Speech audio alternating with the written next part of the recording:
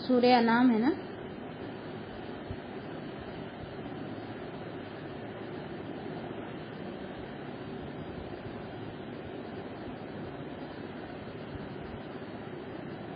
آیت نمبر 147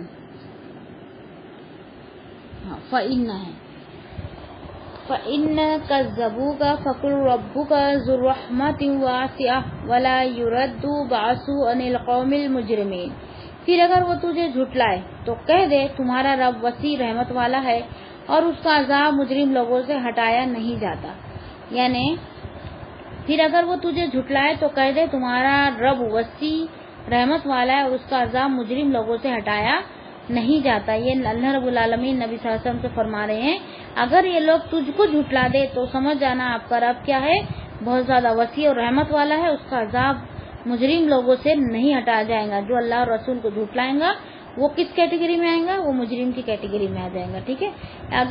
اگر تم اب بھی نافرمانی کی روش چھوڑ کر حق کی سیدھی راہ اختیار کر لو تو اپنے رب کے دامن رحمت کو اپنے لیے کشادہ پاؤں گے، لیکن اگر اپنی موجودہ روش پر اڑے رہے تو یہ مت سمجھو کہ اللہ کا عذاب تم پر ٹل گیا ہے۔ جب اس کا عذاب آتا ہے تو مجرموں اور شرکسوں کو کوئی چیز اس سے نہیں بچا سکتی۔ آیت کے پہلے حصے ذو رحمت واسعہ میں ترغیب ہے اور آخری حصے میں ترہیب ہے، اور یہ خاص قرآن کا انداز نصیحت ہے۔ کیا ہے؟ ذو رحمت واسعہ، اللہ کی رحمت کیا ہے؟ وسیع ہے۔ تو یہ مجرم جو ہے وہ بھلے آپ کو کتنے بھی اچھے لگتے ہوں گے، دنیا میں بہت مزے سے زندگی گزار رہے ہوں گے، لیکن اللہ اور رسول کو جھٹلا رہے ہوں گے، اللہ کی آیتوں کو جھٹلا رہے ہوں گے، تو کچھ دن ہے وہ جو دنیا میں مزے کر لیں گے، پھر ان کا انجام اللہ تعالیٰ ہی بہتر جانتا ہے کہ کیا ہونے والا ہے۔ وہ ان پر اللہ تعالیٰ کیا فرما رہا ہے اس آیت میں صاف طور پہ کہ جو مجرم رہیں گے، جو اللہ رسول کو جھٹلانے والے رہیں گے، اللہ کی آیت کو جھٹلانے والے رہیں گے، وہ ان سے اللہ تعالیٰ عذاب کو نہیں ہٹائیں گا، ٹھیک ہے۔ اگر وہ اپنی اصلاح کر لے اور توبہ کر لے تو پھر اس کے لیے کچھ الگ معاملہ ہو جائے گا۔ پھر اللہ تعالیٰ نے سورہ انعام آیت نمبر 165 میں فرمایا ان ربک سریع العقاب وانہ لغفور رحیم، بے شک تیرا رب بہت جلد سزا دینے والا ہے اور بے شک وہ یقیناً بے حد بخشنے والا نہایت مہربان ہے۔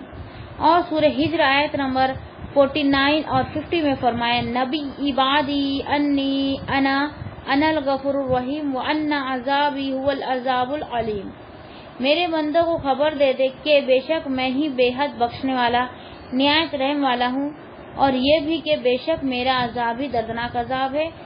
اور اللہ تعالیٰ نے فرمایا سورہ بروج آیت نمبر 12 تا 14 میں بے شک تیرا ان بطش ربک لشدید انہ ہوا یبدئ ویعید وہو الغفور الودود، بے شک تیرا رب کی پکڑ یقیناً بہت سخت ہے، بے شک وہی پہلی بار پیدا کرتا ہے اور وہی دوبارہ پیدا کرے گا، اور وہی ہے جو بے حد بخشنے والا نہایت محبت کرنے والا ہے۔ دیکھو 3 آیت میں اللہ تعالیٰ نے کیا گواہی دی جو ہمارے سامنے آج رکھی گئی ہے کہ میرے بندوں کو خبر دے دو کہ بے شک میں ہی بے حد بخشنے والا ہوں، میں ہی اللہ رب العالمین ہی خاص ہے جو بخشنے والے ہیں، نہایت رحم والے ہیں، اور یہ بھی کہ بے شک میرا عذاب ہی دردناک عذاب ہے۔ یعنی میں رحم کرنے دیکھو ایک طرف اللہ تعالیٰ کیا فرما رہے ہیں کہ میں بہت زیادہ رحم کرنے والا اور بخشنے والا ہوں، دوسری طرف اللہ تعالیٰ فرما رہے ہیں کہ میرا عذاب ہی دردناک عذاب ہے، میرا عذاب ہی دردناک عذاب ہے۔ اور فرمایا سورہ بروج میں کہ بے شک تیرے رب کی پکڑ یقیناً بہت سخت ہے۔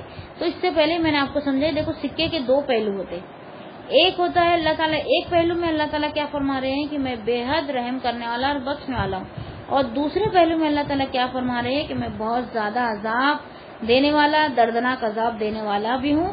تو ہم کیا کرتے ہیں؟ گناہ کرتے ہیں اور اللہ تعالیٰ کو کیا سمجھتے ہیں کہ اللہ تعالیٰ غفور الرحیم ہے، بے شک ہے اللہ تعالیٰ غفور الرحیم، لیکن اس کے ساتھ عذاب عظیم بھی ہے، عذاب علیم بھی ہے، ٹھیک ہے۔ تو یہ سب چیزوں کو ہم کو دھیان میں رکھتے ہوئے ہم کو کوئی بھی کام کرنا ہے۔ اللہ تعالیٰ غفور الرحیم ہے، لیکن اللہ تعالیٰ پکڑ میں بھی بہت سخت ہے، حساب میں بھی بہت سخت ہے نا، جس کا حساب لے لیا گیا وہ مارا گیا ہے نا، حدیث ملتی ہے نا ہم کو۔ تو یہاں پہ یہی کو بتانا مقصد ہے۔ اور سورہ بروج میں اللہ تعالیٰ نے 12 تا 14 میں فرمایا بے شک تیرے رب کی پکڑ یقیناً بہت سخت ہے، بے شک وہی پہلی بار پیدا کرتا ہے اور وہی دوبارہ پیدا کرے گا، اور وہی ہے جو بے حد بخشنے والا نہایت محبت کرنے والا۔ اللہ تعالیٰ نے ہم کو جب پیدا کیا جب ہم کچھ بھی نہیں تھے، ہے نا، جب ہمارا وجود بھی نہیں تھا دنیا میں تو اللہ تعالیٰ نے ہم کو پیدا کیا، پھر مرنے کے بعد دوبارہ اٹھانے پر اللہ تعالیٰ کیوں نہیں قادر ہوں گے نا، اس بات کی دلیل ہے۔ اگر ہم کو کوئی پوچھے کہ قیامت کے دن کو اگر کوئی نہیں مانتا ہو کہ یا پھر یہ سوچتے ہو کہ مرنے کے بعد بھی ہم زندہ ہونے والے ہیں، اس بات کا وہ قائل نہیں ہے، تو ہم اس کو اس بات کی دلیل دے سکتے ہیں کہ اللہ تعالیٰ نے ہم کو جب پیدا کیا، جب ہم کچھ بھی نہیں تھے، جب اللہ تعالیٰ نے ہم کو پیدا کیا، تو پھر ہم کو پیدا کیا، پھر ہم بڑے ہوئے، اس کے بعد ہم مرے، پھر دوبارہ اٹھانے کے لیے اللہ کو کیا مشکل ہے نا، وہ تو کتنا اور آسان ہو گیا نا رب العالمین کو۔ پھر آگے ایک حدیث آ رہی ہے، پھر یہ آیت ختم ہو جائیں گے انشاءاللہ۔ سیدنا ابو ہریرہ رضی اللہ تعالیٰ عنہ بیان کرتے ہیں کہ رسول اللہ صلی اللہ علیہ وسلم نے فرمایا، اگر مومن کو اللہ تعالیٰ کی تیار کردہ سزا عذاب کا علم ہو جائے تو کوئی جنت کی تما نہ کرے، اور اگر کافر کو اللہ تعالیٰ کی رحمت کی وسیع کا علم ہو جائے تو کوئی اس کی جنت سے امید نہ ہو، اس کی جنت سے نا امید نہ ہو۔ دیکھو اب یہ حدیث کو ہم سمجھیں گے۔ اگر مومن کو اللہ تعالیٰ کی تیار کردہ سزا یعنی عذاب کا علم ہو جائے تو کوئی جنت کی امید نہ کریں گے، یعنی اللہ تعالیٰ کے عذاب کا اگر ہم کو امید ہو جائے، اگر ہم دیکھ لیں تو ہم اپنے آپ کو چیک کر کے یہ کیلکولیٹ کر لیں گے یا یہ اندازہ لگا لیں گے کہ ہم تو جنت میں جا ہی نہیں سکتے، اتنے زیادہ ہم گنہگار ہیں۔ یہ کس کے بارے میں؟ یہ مومن سوچیں گا۔ اور اگر کافر کو پتہ چل جائے کہ اللہ کی رحمت کتنی وسیع ہے اور کتنے اللہ تعالیٰ کا علم ہے جو وسیع ہے، تو وہ جنت سے کبھی نا امید نہیں ہوگا، کیونکہ بہت لوگ کیا ہوتے ہیں اپنے اللہ کی ذات سے نا امید ہو جاتے ہیں، کیونکہ ان کے گناہ وہ بہت زیادہ کر لیتے اور اپنی نظروں میں گر جاتے ہیں، اور پھر بعد میں کیا بولتے ہیں کہ اللہ رب العالمین اب ہم کو معاف کریں گا کہ نہیں کریں گا۔ اگر ہم سدھر بھی گئے تو نہ ہم کو دنیا ملیں گی نہ آخرت ملیں گی، ہمارا تو کتنے گناہ اللہ تعالیٰ کیا معاف کریں گا ہم کو نا، تو اور زیادہ کیا کرتے ہیں شرکتی پہ اتر آتے ہیں۔ تو یہاں پہ اللہ تعالیٰ کیا فرما رہے ہیں، اگر ان کو پتا چل جائے کہ میری جو رحمت ہے کتنی وسیع ہے تو وہ کبھی نا امید نہیں ہوں گے، اور مومن کو پتا چل جائے کہ گناہوں کی سزا کتنی ہے تو وہ اپنے آپ کو چیک کر لیں گے اور اندازہ لگا لیں گے کہ جنت ان کی امید سے بھی بہت زیادہ دور ہے، بہت زیادہ۔ اور ویسے بھی ہمارے اعمال کی بنا پر ہم کو جنت نہیں ملیں گی، اللہ کی رحمت کی بنا پر ہم کو جنت ملیں گی۔ ہمارے ایسے اعمال ہے ہی نہیں کہ ہم جنت کو پا لیں، لیکن ہم اللہ سے امید لگا رہے ہیں اور اللہ کی عبادت کر رہے ہیں، اور جتنا ہو سکے ہم دین کا کام کر رہے ہیں، اور اللہ سے یہی امید لگا رہے ہیں کہ اللہ تعالیٰ ہماری آخرت میں ہمارا بیڑا جو ہے پار کر دے۔ ٹھیک ہے، پھر آگے آیت نمبر ہے 148۔ سَيَقُولُ الَّذِينَ أَشْرَكُوا لَوْ شَاءَ اللَّهُ مَا أَشْرَكْنَا وَلَا آبَاؤُنَا وَلَا حَرَّمْنَا مِنْ شَيْءٍ كَذَلِكَ كَذَّبَ الَّذِينَ مِنْ قَبْلِهِمْ حَتَّى ذَاقُوا بَأْسَنَا قُلْ هَلْ عِندَكُم مِّنْ عِلْمٍ فَتُخْرِجُوهُ لَنَا إِن تَتَّبِعُونَ إِلَّا الظَّنَّ وَإِنْ أَنْتُمْ إِلَّا تَخْرُصُونَ۔ ان قریب وہ لوگ کہیں گے جنہوں نے شریک بنائے ہیں، اگر اللہ چاہتا تو نہ ہم شریک بناتے اور نہ ہمارے باپ دادا اور نہ ہم کوئی چیز حرام ٹھہراتے، اسی طرح ان لوگوں نے جھٹلایا جو ان سے پہلے تھے، یہاں تک کہ انہوں نے ہمارا عذاب چکھ لیا۔ کیا تمہارے پاس کوئی علم ہے کہ تم اسے ہمارے لیے نکالو؟ تم تو گمان کے سوا کسی چیز کی پیروی نہیں کر رہے اور تم اس کے سوا کچھ نہیں کہ اٹکل دوڑاتے ہو۔ یعنی جب وہ اپنے شرک اور مجرمانہ روش پر قائم رہنے کی دلیل نہیں پاتے تو تقدیر کا سہارا لے کر کیا کہتے ہیں کہ ہمارے حق میں خود اللہ کی مرضی یہ ہے کہ ہم شرک کریں۔ خود اللہ تعالیٰ ہی سب کرواتا ہے، لیکن دنیا میں اللہ تعالیٰ نے ہم کو کیا دیا ہے؟ اختیار دیا ہے نا، تو اختیار کے بنا پر اللہ تعالیٰ ہمارے سے معاوضہ کریں گا نا کہ میں نے تم کو اختیار دیا تھا، تم اگر گناہ کرے تو میں تم کو فوراً نہیں پکڑ رہا تھا، تم کو اختیار دے کر بھیجا تھا، تو پھر تم نے شریک کیوں ٹھہرائے؟ یہ جو ڈھکوسلے ہیں ان لوگوں کے، یہ صرف دنیا میں منہ کی باتیں ہیں جو یہ اپنے منہ سے نکالتے ہیں، باقی یہ اس کی دلیل کہیں بھی موجود نہیں ہے، اور ایسی باتوں کو اللہ تعالیٰ ان کے رد کر دیں گے، اور اللہ کے سامنے ایسی بات کو لے کے وہ حجت بھی نہیں کر پائیں گے۔ اور جو چیز ہم نے حرام ٹھہرائی ہے انہیں حرام ٹھہرائے، کیونکہ اگر اللہ تعالیٰ کی مرضی نہ ہوتی تو ہم سے ان اعمال کا صدر و ممکن نہ تھا، لہذا جو کچھ ہم کر رہے ہیں اللہ کی مرضی کے مطابق کر رہے ہیں، اور یہی صحیح اور حق ہے۔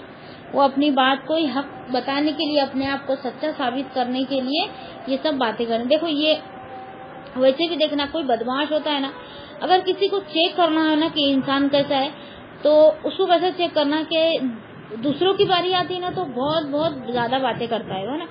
جب خود کی پول کھلتی ہے تو کیا کرتا ہے، زور زور سے چلا چلا کے اپنی جو برائی ہے اس کو چھپانے لگتا ہے. تو یہ سب سے بدتر اور جھوٹا انسان ہوتا ہے، سب سے بدتر. دیکھو ہماری غلطیاں سب سے ہوتی ہے، اچھے سے بھی، ولی سے بھی غلطی ہوتی ہے نا. ابھی ہم بھی کتنی بھی نیکیاں کر رہے ہیں، لیکن کہیں نہ کہیں ہم غلطی کر ہی بیٹھتے، لیکن پھر ہم کو احساس ہوتا ہے تو ہم کیا کرتے، اس سے توبہ کر لیتے. تو ایسے لوگ جو توبہ کرتے ہیں، اگر کوئی ہم کو غلطی ہماری بتائے کہ آپ یہاں غلط ہو، جیسا کہ ہم نماز پڑھے، کوئی ہم کو بتائے کہ آپ کا سجدہ بازی غلط ہے، تو ہم اس کو چیک کریں گے، ہاں صحیح میں تو میرا سجدہ غلط نہیں، شاید غلط ہو، تو پھر ہم چیک کریں گے اس کو. اگر ہمارا سچ میں غلط ہے ہم اس کی بات کو مانیں گے اور ہمارے سجدے کو ہم صحیح کریں گے. ایک مثال دی، اور بھی بہت ساری باتیں دنیا میں ہو سکتی ہے، لیکن کوئی ایسا بھی انسان ہوتا ہے جو اس کی غلطی سامنے دکھتی ہے، لیکن وہ اپنی چرب زبانی سے اس غلطی کو مانتا نہیں اور اپنے آپ کو صحیح ثابت کرنے میں وہ کیا کرتا ہے، جیت جاتا ہے. تو ایسے معاملات نبی صلی اللہ علیہ وسلم کے پاس بھی آتے تھے. نبی صلی اللہ علیہ وسلم کے پاس معاملات آتے تھے تو اس میں ایک سچا اور ایک جھوٹا ہوتا تھا. لیکن جھوٹا جو ہے اپنی چرب زبانی سے کیا کرتا تھا، کیس کو جیت لیتا تھا. تو نبی صلی اللہ علیہ وسلم نے کیا فرمایا، دیکھو میں بھی تمہارے جیسا ایک اللہ کا بندہ ہوں، مجھے غیب کا علم نہیں ہے. اگر کوئی چرب زبانی سے جھوٹ کو سچ بنا دے گا اور مجھے پتا نہیں، اگر میں نے اس کے حق میں فیصلہ کر دیا تو اس میں میرا مواخذہ نہیں ہوگا بلکہ آپ کا ہو جائے گا، اور آپ کے لیے اللہ تعالیٰ کیا کریں گا، جہنم کو واجب کر دیں گا. تو کیونکہ نبی صلی اللہ علیہ وسلم غیب نہیں جانتے تھے. اگر غیب جانتے ہوتے تو پھر ان کی پکڑ ہو جاتی ہے نا. تو یہاں بھی یہ بات کو بھی پردہ اٹھ رہا ہے کہ نبی صلی اللہ علیہ وسلم غیب نہیں جانتے تھے.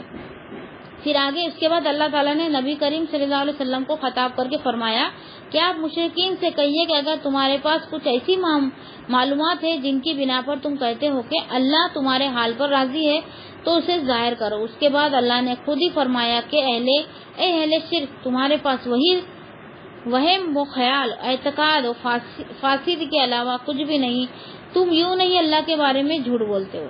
کیا ہے، اہل شرک کو کیا کہہ کر پکارا گیا ہے، وہم و خیال، سپنے دیکھنا. وہم و خیال مطلب بڑے بڑے سپنے دیکھنے والے، اور اعتقاد و فاسد یعنی بے اعتقاد، یعنی جس پہ کوئی یقین نہیں کر سکتا، اور فاسد یعنی فساد کرنے والے. تو کے علاوہ کچھ بھی نہیں. تم لوگ فساد، یہ سب نام دیا گیا ان کو. وہم و خیال، اعتقاد اور فاسد کے علاوہ کیا ہے، کچھ بھی نہیں ہے. تم یوں نہیں اللہ کے بارے میں جھوٹ بولتے ہو. ڈائریکٹلی یہاں پہ وہی آ رہی ہے کہ تم اللہ کے بارے میں کیا کر رہے ہو، جھوٹ بول رہے ہو، اور اللہ سے ڈر بھی نہیں رہے، اور اس کے بعد تم چین کی نیند بھی سو رہے ہو. دیکھو مومن وہ ہوتا ہے اگر اس سے گناہ ہو جائے نا تو وہ چین سے نہیں بیٹھتا جب تک وہ اس سے توبہ نہ کر لے. یہاں تک کہ میں نصیحت اور وصیت کرتی ہوں کہ اگر ہم کو کوئی مچھر بھی اگر کاٹ لے تو ہم یہ سوچیں کہ ہمارے گناہوں کی وجہ سے وہ مچھر نے کاٹا، تو ہم ہمارے گناہ کو یاد کریں.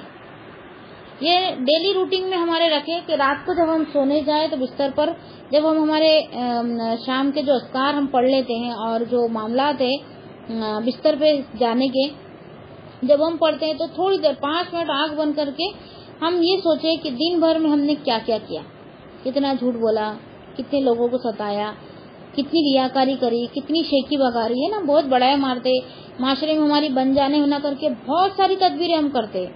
یہ سب چیزیں اللہ تعالیٰ کو ناپسند ہے. تمام کی تمام عزت اللہ رب العالمین کے لیے اور کسی کے لیے نہیں. کوئی پوری دنیا بھی اگر کسی کے پیچھے پڑ جائے اور اللہ رب العالمین کا حکم نہیں ہے تو وہ نہیں ہی ہوں گی. ٹھیک ہے.